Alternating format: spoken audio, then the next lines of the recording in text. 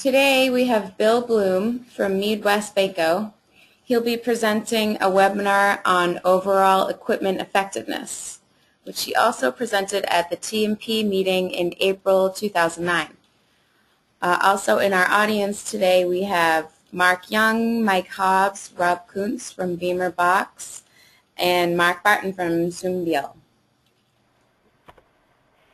So Bill, take it away. All right, thank you. Welcome, everybody. I appreciate this opportunity. I told the ladies earlier that I will be brief, brilliant, and gone, and I will at least accomplish hopefully two of the three, the brief and gone. And the purpose of this, of course, is just to continue to introduce a subject of a metric that is used in our industry by all three of the major integrateds, MWV, Rock-10, and Graphics. And it's actually used the world around in manufacturing operations. So it's not new. It's actually been around for some time. So what is manufacturing excellence as I am defining it here? Well, it's increasing the velocity of throughput, in other words, your raw materials to finished product, while optimizing the use of your resources, materials, labor, and capital in a way that costs are managed at or beyond expectations, which contribute to results that meet your owner's goals, delight your customers, and support the organization's vision. So if you accept this kind of a manufacturing excellence premise, then obviously it would be valuable to have any number of metrics around that to help your organization determine whether you're moving toward or away from those goals. So with manufacturing excellence as a roadmap to improvement, one popular KPI that's used in industry the world around, regardless of the product that you might be making, that nicely measures throughput and your resource optimization is this thing called overall equipment effectiveness, or more commonly referred to as OEE. And it gets at some base drivers of utilization of time, speed, and waste, or the reciprocal of waste yield, and quite honestly just equates them in a simple factor that can be understood from the factory floor all the way to the boardroom. And the thing that I have found in my travels over 20 years in our own industry is that it's almost certainly tracked at all three of these in all your businesses. I would be very surprised if each one of you and each one of our folding carton businesses in PPC are not looking at speed, are not looking at waste, and are not looking at how they are utilizing their manufacturing time. So what is OEE? Well, it has, as we were talking about, three pieces, and the availability piece gets at trying to measure the amount of time that's lost in your process versus what you optimally chose to do, your downtime lost, which in the case of most people's measurement is any event that stops your planned running production for an appreciable amount of time, usually several minutes, long enough to be logged as a trackable event. And should some of you be on some of these real-time measurement systems, you may be actually reading off of PLCs and can record every second you're down.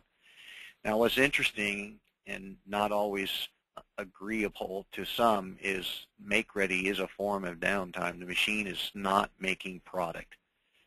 So you look at your planned production time, and planned production time in most cases is when you are choosing to run your factory. If you're a 5-day operation, 3-shift, or 7-day operation, obviously if you have holidays that you're down. So it's when you are planned to be in production, and that becomes the denominator, and then the numerator is the amount of time that you're in the run mode making cartons.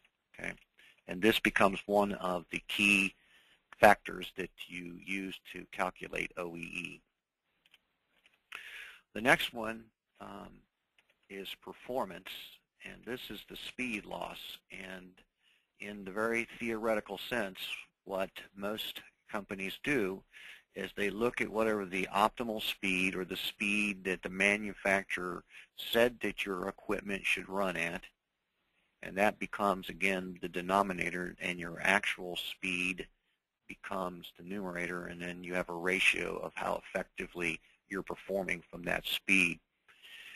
Some people will adjust that a little bit. Say you have an inline operation where you are printing and die cutting in line, and you have chosen to put, or by necessity have put, a die cutter in line with your printing decks or your printing cylinders that is slower than the press's original manufacturer said it could run. Then some people will set the optimal speed based on the optimal speed of that die cutter. It's been my experience in our industry, most printing presses will run faster than die cutters. Then the last metric is quality measurement, or the waste loss, and this is essentially how many good cartons did you produce as the numerator against the total pieces that you put in the system to produce. So it's essentially the reciprocal of waste, is the yield. So it measures what your quality loss would be, so to speak. Now the nice part about it is the formula is pretty simple. Once you have these three ratios, your run time divided by your plan time, and your actual speed divided by your optimal speed, and your good pieces divided by your total pieces, this is what they call the OEE factor.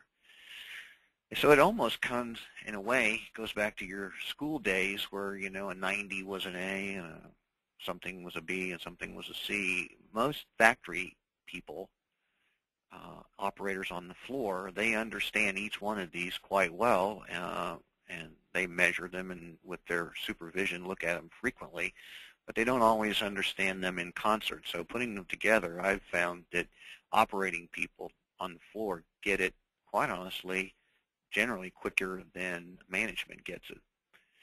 World class, and world class being measured against all manufacturing companies, not just within our own industry, have studied and determined that if you're at 90% in that availability, in other words, if you're running 90% of the time that you're planning to run, and your speed is at 95% of your optimal speed, and your quality is 99.9% of your total pieces that you're producing, if you multiply those three, you get to an overall OEE of 85. If you were able to achieve that, you would be considered by any manufacturing standard to be world class.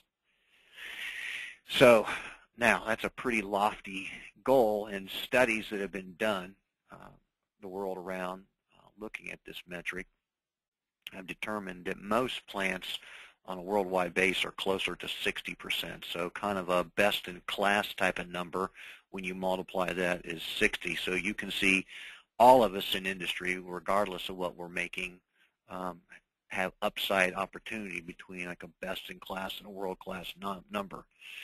Now, here's where the drum roll comes in for our own industry. It's been my experience when people start to measure this, and I have been directly involved with a couple companies and indirectly with more than that in our own industry. Typically when they do this, and typically they do it on their largest assets. Not everybody measures OEE on every asset, but most will do it on their printing presses because it's the most capital intense asset that most people have. So most owners want to be sure they're utilizing that expensive piece of equipment. When they do this calculation as a baseline, they are stunned to find out that they're generally operating in the 20 to 40% range. And this doesn't discriminate whether you're a sheet-fed offset house or a flexo house or even a gravure house. And it obviously varies from operation to operation based on volume and mix and what you make, but most of them fall in that range. That is a stunning revelation to most operating managers and finance people, because if any one of us were to go to the bank and say we wanted to buy a new piece of equipment for several million dollars and wanted the bank to lend us money, and we promised that we would operate this equipment 20% of its total overall availability, we'd be hard-pressed to get money from a bank. So it's kind of an eye-opener, if you will. So you can see, if you accept the notion that we're in that range, and 85% is world-class in our own industry, we certainly have some serious upside potential. On that note, so I have kind of been preaching this gospel for, I don't know, 2 or 3 years now in PPC. I've presented twice to PPC, one at a fall meeting with a BOPS representative, Doug Herr, and then once at the TP meeting in the spring in Charlotte. And the audience is kind of warming slowly. It would not surprise you, if it maybe has not surprised you with your own customers, we are finding that customers are asking us about OEE. Some of them are starting to measure it in their own operations. So it becomes a convenient way to communicate on a common platform of language of KPIs with your customer. Not unlike on the quality arena, a lot of customers talk the language of segment. Some of you may very well talk to your customers about segment. You may be measuring segment in your quality side. So Cindy and I have worked together to create this simple little spreadsheet here, and we've overhauled it. The idea is to make this frighteningly simple so that people will be compelled to try it, and not make it overly complicated, and most of us have a lot of work to do and don't need more work to do.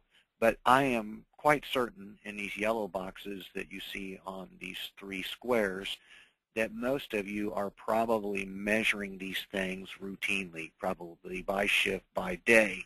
So you probably have a pretty good idea of how many hours every day you are actually in the run mode, how many hours every day you are actually in the make-ready mode, and how many hours every day you are in the downtime. Then it adds those 3 up to get to your total crude, which is then your if you will, your denominator, and then it divides the 100 by the 160. So in this particular example, the metric for the availability piece would be 62.5%. Then I'm guessing on the quality side, all of you know how many impressions you ran through the equipment, and probably most of you know how many cartons you wasted, which you can convert to impressions based on the number up. Or if you're a inline operation, you may be talking in lineal feet. Most of you probably can even convert it to impressions if you need to. But the net good impressions then are simply the total that you introduced minus the waste, and then the 960,000 in this example divided by the million gives you your ratio for your yield of 96%. The one that gets a little bit more debate is the performance one. There is no logical operating manager who wants to be measured against an OEM speed. I say that a little tongue-in-cheek because most people, when they buy the equipment and do their capital requests or approval to spend money, will set their return on investment based on what the OEM tells them this machine is available to do. And most OEMs brag that their presses will run at 15,000 sheets per hour. So you just have to be careful there that you don't play with that number too much, because if you decide to move away from that optimal speed, you just want to be sure that you have a solid enough business reason to do it that everybody stacks hand. It's not intended to lower the bar to fit the metric. So the ideal speed in this example is like a sheet fed press would be 15,000, and then in this particular case, I think we had 1 million impressions, which were good and bad impressions, divided by the run hours, which would give you the actual speed. Yeah, by the way, this actual speed is while you're in the run mode, not your total crude, or some people call net speed. You take that actual speed and you divide it by that ideal speed, and you get that metric. And OEE is nothing more than taking the 62.5 times the 96 times the 66, and in this particular example, it said the OEE is 40%. So we're hoping that some of you will be intrigued enough modify this to do it, and then baseline your business, and then I'm sure all of you have continuous improvement initiatives in your operations, and then you can focus on some very specific things that you want to do around one of those and measure your improvement on how your OEE would improve. So it's easily calculated, as you can see. It's easily understood by everyone. It's pretty easy to baseline because you probably have a fair amount of historical data that you can get your hands on to set your own baseline. It's nice because it's not very subjective or discriminatory. Means the same thing no matter what you're making. So you can actually compare. So if we all warm up to this metric, like we just did the waste survey and some of the others that PPC does, sometime in the future we could do a benchmark study on OEE that may be helpful to our member associates to determine how they're performing against industry. And at times, it may even, like I was telling you earlier, it may be appropriate to talk with your customers about it. One of the things that I like about it, it gives you the notion of causality, where you can see how it impacts your results and see how it correlates with things like waste and downtime. If any of you are disciples of the goal, back a few years ago, Ellie Goldratt wrote a book called The Goal, The Theory of Constraint. And his notion was, in most of our businesses, that we need to find whatever the bottleneck is in our operation, and then we should put our effort to increase the throughput through that bottleneck while we are controlling our costs that are under our control, and do it in a responsible way that manages inventory, that we're just not stockpiling inventory. So OEE is a nice metric around the throughput because in almost every case, if your OEE goes up from a baseline, you most certainly will be generating more throughput. So it's a one that's gaining some favor. Certainly the large integrateds use it, and I think some of our members have over the last year started to play with it a little bit themselves. Some things that you do want to watch out about it, though, that it's doesn't tell us much about the resources actually in cost dollars and what's the easiest thing to improve or how much it will cost to make the improvement. You have to look for the losses and the bottlenecks that can be eliminated for a cost benefit that makes sense. The OEE is only meaningful in the context of your own situation, your own effort to improve it. So one thing that you want to do if you're a multi-plant operation is, when you start this, fight the tendency to compare one plant to another or even one asset to another. It's generally better served to set a baseline on that asset and then just try to improve the OEE for that asset. Over time, as you understand it better, you might try to compare them across business, because volume and mix will have an influence on this number. And so you just need to understand. So if you're a plant that does a lot of short runs with a lot of make-readies, because OEE is measured based on run speed, not net speed, for the speed part of it, you'll find that your OEE is lower, which tends to indicate, if you're a shop that does that, you hope that you're able to build that make-ready cost into your pricing, or it's going to be a painful cost to absorb in your business.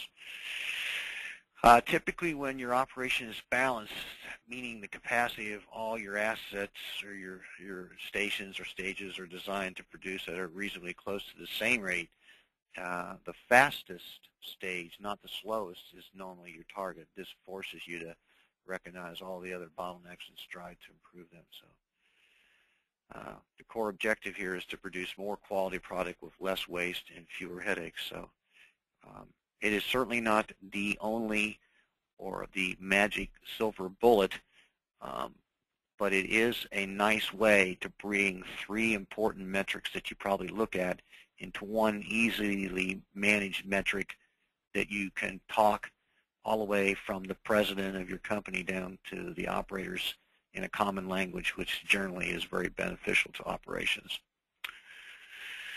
So the practical reality of OEE, it applies to almost any situation. So you, like I said, most do it against their printing presses, but you do not have to limit. You can do it against your sheeters, your die cutters, your gluers, if you choose to. It doesn't discriminate whether it's old or new.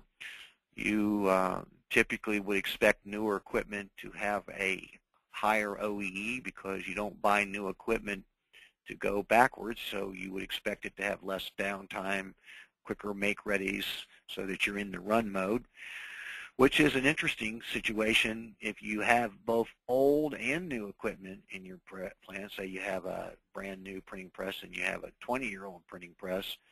It's not realistic to expect the old one to have the same OEE as the new one, but it doesn't mean the old one can't improve. It just means don't necessarily try to force it to the same level. And you would certainly hope that the new one is outperforming the old one, and maybe an indicator if it's not, things need to be improved. Doesn't care whether it's long or short runs. I did mention that typically if you're a short run shop, you're probably not going to have as high a OEE. You operating guys on the phone certainly know that most of the equipment in our industry like longer runs, and if you're on longer runs, you tend to stay in the run mode more. Your average speeds tend to go up, so your OEE will go up. But it may be helpful to you as you strategize your mix a little bit and give you some insights around that as well. It can work for a single machine center, or it can work for multi-plants. The company MWV, I've introduced it here, and we're actually visiting both in the United States and in Europe, and we're actually now getting to a place where we're far enough along where we're doing a little benchmarking across the ocean. Even though they serve different markets, they make folding cartons and they go through the same steps, and we find it insightful to benchmark ourselves. So if you have several assets or plants, it may be some helpful to there. Just don't necessarily get so fixated and force a particular asset to perform to all assets till you baseline and try to improve that asset against itself at first. It doesn't discriminate type of packaging, and it's applicable to every end-use category. Each end-use category will have different types of OEEs. Pharmaceutical and cosmetic business tends to be more labor-intense, have more demands upon it for color control and for copying things that tend to put a stress on the assets as opposed to some of your commodity base, but it works for all types of packages. So in conclusion, it's each component which negatively affects OEE must be scrutinized, or you can scrutinize it. You may employ the components which are easiest and least expensive to address with the greatest impact. So once you get in here and you find out which one of those components, availability, speed, or yield, are the ones that seem to be the farthest away from best in class and world class, maybe the one you want to attack. I can tell you certainly in my experience, one, it was not totally intuitive to all operating people, but they kind of warmed up to was the first thing people wanted to attack was how to improve the speed. They found out that they were generally in the 50 to 60% on that metric, and so just turn up the speed. That didn't always deliver the improvement they were looking for, so some went back and retooled it a little bit and found out that typically downtime, if you attack downtime, and I'm just going to make a hypothetical case, so say you have a printing press that's averaging 20% downtime, and you put some teams on it to go in there and root cause your downtime causes, and over a period of time you're able to improve that from say 20% to 10%. not only is your availability piece of OEE going to improve, you're going to be in the run mode more against the amount of crude hours you have, but you're going to get some beneficial byproducts. Your speed is just naturally going to go up because you're going to be in the run mode longer. You may not be running a whole lot faster, but that average speed's going to go up because you're not going to be up and down as much. And typically your waste goes down because every time you go down, even if it's only for a minute or two, when you come back up, it's not always the case that you're making perfect products again. You generally end up with a little bit of waste. So if you have a lot of downtime, not only long downtime, but several downtime issues, your yield factor is affected. So downtime is one that I've seen operators jump on and get a big benefit. So it's a measuring tool of efficiency on a regular and continual basis, and it's one means of justifying capital too. Once you get good at practicing this, you can work with your OEEs and you can try to decide what kind of a goal you're trying to accomplish with a new piece of equipment that you're trying to buy. And that really pretty much summates what this little metric is about. Hopefully I've done justice to help you guys get your head around it a little bit more. And I'm pretty much done with the presentation part, so I'll open the floor up for some discussion if you'd like to ask some specific questions. I did put an appendix in here that I did not intend to go through, but it's for your own, where I put some more detail around definitions and calculations. I will just briefly tell you that we chose to break OEE into two types, OEE1. In an OEE1, we are more of a financial type of calculation that says your plant is capable of running 365 days a year, 24 hours a day, so we make that the denominator versus the runtime. And it just tells you how effectively you're running the equipment against the total absolute amount of time. And then the OE2, we tend to use just when you have chosen to operate. So if you are just a 5-day operation, we don't penalize the operators because they're chose to shut the operation down. So OE1 is more of a finance commercial metric of what your opportunity might be to open up capacity, and OE2 is more of a performance metrics on how the operating side's actually performing when they're given the opportunity to run. Just put some things in there about governance, and then just put a couple examples in, and then just showed a kind of a way you might graph it. So just some fodder there that might help you get your head around it a little bit. So Emily and Cindy, I'll turn it back to you, and hopefully, I don't know about the brilliant, but hopefully I was fairly brief. And if there's no questions, I'll be gone. Thank you, Bill. That was great. And like you said, this is time for questions. So we're going to let our audience chime in now. And if you do have a question, if you could say your name and which organization you're with, that would be great. So question askers. Hi, it's Mark Young from Beaver Box. Hi, Mark. Hi, a couple things. I take it we can get a copy of this presentation? Yes, you can. It'll be on the website. Okay, perfect. And my other question was on Make Ready.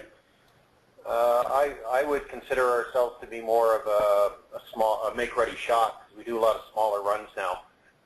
And one of the first statements was that Make Ready is looked at as downtime. What I'd like to know, we have our Make Ready as we put a standard against it, and we actually earn hours against it. Could that be a blend into runtime, or should it be kept as separately? That's a great question. And even in our own business, we absorb overhead on Make Ready as well. So we are consistent with the way you're doing that. But from a purist standpoint, we have chosen to only measure the availability against the actual run hours. And there's no right or wrong. It has to fit your business. But the reason that we did it is we did not want to exclude Make Ready as an opportunity to improve. So if you choose to add Make Ready and Run as your numerator and divide by your total available hours, you may obviously your availability percentage will go up, but you may dilute an opportunity to improve the amount of time it takes you to make ready. So if you keep it out and consider it as a part of the downtime, then you'll challenge yourself, okay, hey, I'm averaging a 3-hour make ready, and I ought to be averaging a 2-hour make ready. If you put it in with the run, it may mask or hide a little bit your performance. It may mislead you to think you're performing better. Now that's the one side of it. The other side of it is if you're in a business and your end-use customers, it's a niche type of business where they know and you know that you're going to charge them every minute of every make ready, and it's in the price and it's well understood, then don't necessarily beat your operating side up. You could certainly adjust this to fit your need. But if you wanted to compare yourself against other businesses, most businesses will treat it as a type of down. The machine is down. It's not running. It's in a setup mode, okay? So hopefully I answered your question. No, you did. I had a pretty good feel of what you were going to say anyways. But, we look at make ready. We do keep it separate, even though we do earn hours against it. We're constantly looking at it at make ready as a downtime factor, even though we earn hours, so that we look at the opportunity of it. So, yeah. Yeah, that's pretty much the way we do it too. We will keep it separate. I'll bring the guys in, you guys. Okay. Thank you. All right, and we've got all the indicators in place already to actually plug and play on this thing, so we're definitely going to go down the road. Well, good for you. And maybe when I get to meet you at the fall meeting, it'll be interesting. When it's generally eye-opening when you baseline it. You go like, oh, my God. Perfect. No, I'm looking forward to it. Okay, thanks very much. Yep. Any other questions? Actually, we're going to have to sign off here, guys. Appreciate the presentation. Okay. Okay, thanks very much. Bye. Do you have any other questions? No. Okay, I just want to reiterate that it's our intention here at PPC to put this survey form in place during the month of September. It may take us a couple of months to collect an adequate level of data before we start issuing reports, but all of principal members will be contacted to participate in this survey. We're choosing to start with one printing press, so your optimum printing press, we would ask for that information. And also at the fall meeting, October 13th through the 15th, Bill Bloom and I will be available at some point. We'll make the information available shortly, but possibly starting at 7:30 a.m. on Thursday morning. We'll get together in the lobby, and anybody who has questions on this measure will be there to hopefully address any concerns. Very good. So thank you very much, Bill. That was a great presentation. And if anyone has any questions or comments about it, you can contact Cindy Healy at PPC. Her email is cindy@ppcnet.org. And my phone number is 413-686-9184. Okay, great. Thank you, everybody. Thanks, Bill. All right, goodbye. Bye.